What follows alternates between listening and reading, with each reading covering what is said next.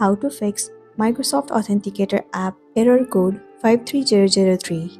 In order for you to fix this issue, first thing first, you have to make sure that you are connected to a stable Wi-Fi.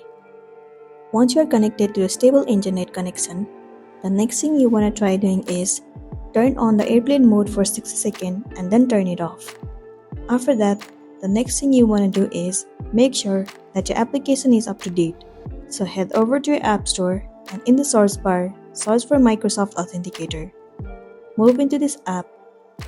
Right here you can see the option of open, which means that your application is up to date.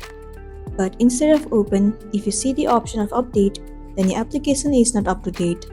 In that case, simply tap on update and update your app.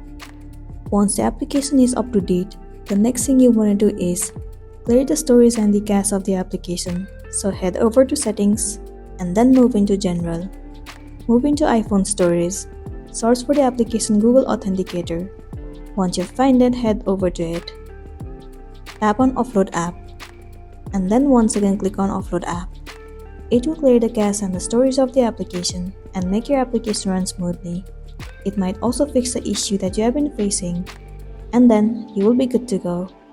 But if you're still having the issue, then what you can try doing is uninstall the application and then reinstall it. Most of the time, reinstalling the app has fixed the issue, so you might be also good to go. Well, that's the end of the video. Make sure to smash the like button and consider subscribing to our channel. We'll see you in the next one.